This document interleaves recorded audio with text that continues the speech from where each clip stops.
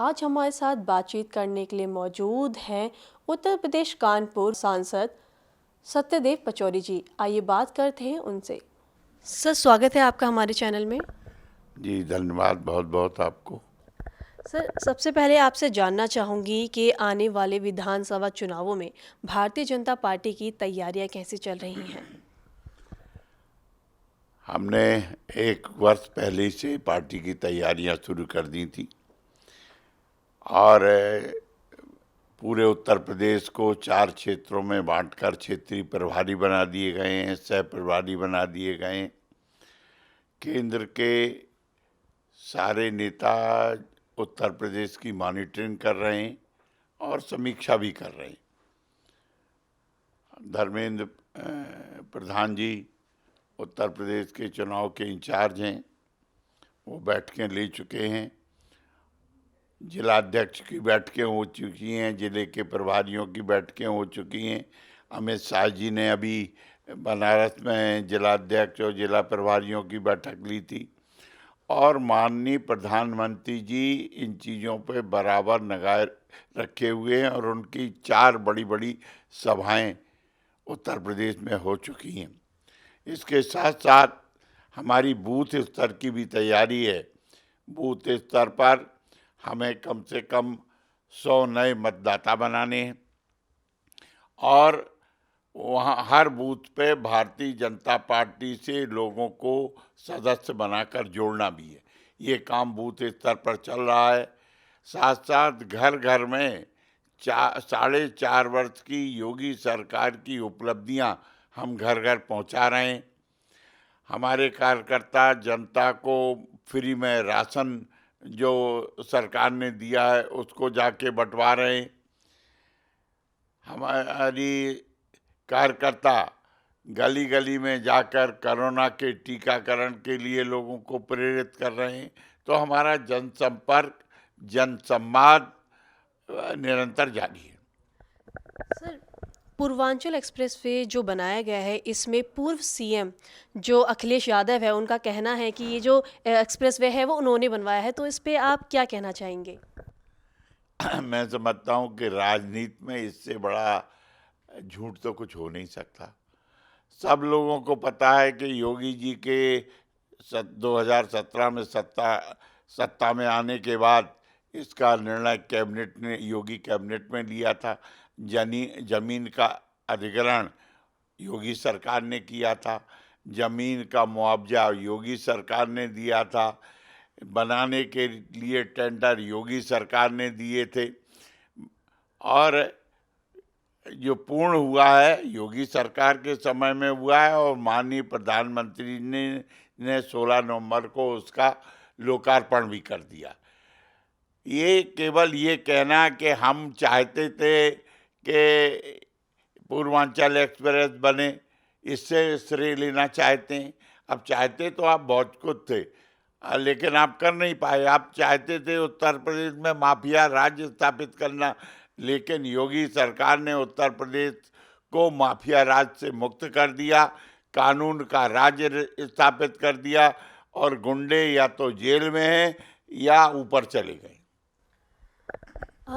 Sir, बढ़ती महंगाई एक अहम मुद्दा है। ऐसे में भारतीय जनता पार्टी ऐसी कौन कौन सी स्कीम लेके आने वाली है जिससे कि उत्तर प्रदेश की जो जनता है बीजेपी पर भरोसा कर सके? देखिए, ये जो महंगाई है ये तो अंतर्राष्ट्रीय स्तर के कारण है। 2 वर्ष जो कोविड कोरोना में रहे तो उत्पादन गिरा है, उसके कारण है। लेकिन फिर भी हमारी सरकार ने, केंद्र ने और प्रदेश ने महंगाई पर नियंत्रण करने के लिए काम किया। एक तो पेट्रोल और डीजल के दाम घटा दिए, केंद्र ने भी घटा दिए और प्रदेश ने भी घटा दिए। उत्तर प्रदेश पहला राज्य है जिसने पेट्रोल और डीजल से टैक्स जो है, सरचार्ज है, ख़त्म किया है। लेकिन अब आज राजस्थान की घोषणा हुई है मेरे ख्याल में, उसके पहले तो किसी भी कांग्रेसी राज्य ने डीजल और पेट्रोल से जो चार्ज है वो घटाया नहीं था। लेकिन हमारे यहाँ जैसे सरसों और का तेल 200 रुपये हो गया था, 150 रुपये आ गया है। महंगाई कम हो रही है, नियंत्रण में समय लगेगा, लेकिन कहीं भी ब्लैक मार्केटिंग नहीं है। सबसे बड़ी बात ये है, काला बाजारी नहीं है। आज बाजार में खुले में लोगों को चीज़ें उपलब्ध हो रही। सर, किसान आंदोलन एक अहम मुद्दा है, इसको काफ़ी समय भी हो चुका है, अभी तक इसका कोई जो है समाधान नहीं निकल पाया है। तो ऐसे में भारतीय जनता पार्टी किसान आंदोलन को किस तरह से देखती है? देखिए, हमने तो जो निर्णय लिया, पार्लियामेंट ने जो किसान बिल पास किया, वो किसानों के हित में था। हमने 3 बिल पास किए कि किसान को अपने उत्पाद को बेचने की स्वतंत्रता है, ताकि उसको उचित मूल्य मिले। दूसरे, किसान चाहे तो अपनी खेती पे जो उसकी फसल होती है, उसको पहले ही से किसी से समझौता कर ले और बेच दे, ताकि उसको उचित मूल्य मिले। तीसरे ये थी कि जो किसानों के उत्पाद हैं, उसको भंडारण क्षमता पे पहले प्रतिबंध था। हमने इसलिए हटा दिया कि भंडारण क्षमता समाप्त कर दी जाए, ताकि लोग भंडारण कर लें और किसानों की कीमत गिरे नहीं।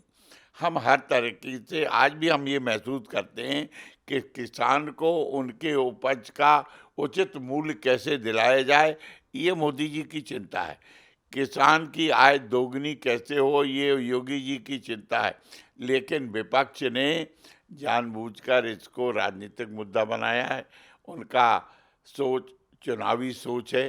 वो किसान के हित की बात नहीं सोच रहे हैं। वो आढ़तिये जो दलाल हैं, जो किसान के सामान का भंडारण करते हैं, उनकी सोच रहे हैं। उनका ही ये आंदोलन है और कुछ राजनीतिक दल हैं। इस आंदोलन औचित्यहीन है, इसलिए कि सुप्रीम कोर्ट ने पहले ही से इस आंदोलन पर रोक लगा दी। उन्होंने कहा जब तक मामला विचाराधीन है, तब तक ये प्रोविजंस लागू नहीं होंगे। हमने मान लिया, को न्यायालय की बात मान ली, लेकिन ये लोग न्यायालय की बात भी नहीं मान रहे। न्यायालय ने रोक लगा दी, उसके बाद भी आंदोलन का क्या औचित्य है? मैं समझता हूँ ये आंदोलन पे बेईमानी है।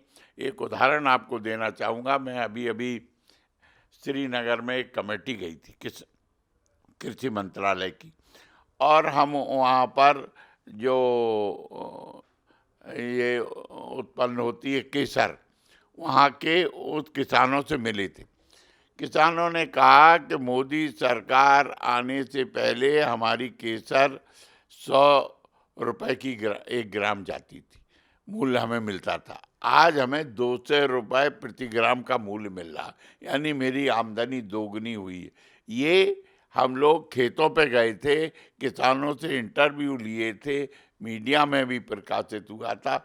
मैं समझता हूँ कि आज हमें हमारे प्रयास, जैसे उत्तर प्रदेश में गन्ने का मूल्य 350 रुपये कर दिया, पहले 300 रुपये था।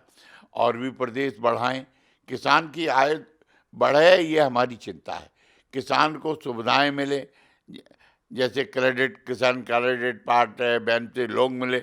हमने किसानों को 6,000 रुपये साल इसीलिए दिया है, सहायता के सहयोग के रूप में किसान सम्मान निधि दी, इसीलिए ताकि जो गरीब किसान है वो अपना उपज के सामान है, जैसे खाद है, बीज है, बिजली है, पानी की व्यवस्था, ये कर सके।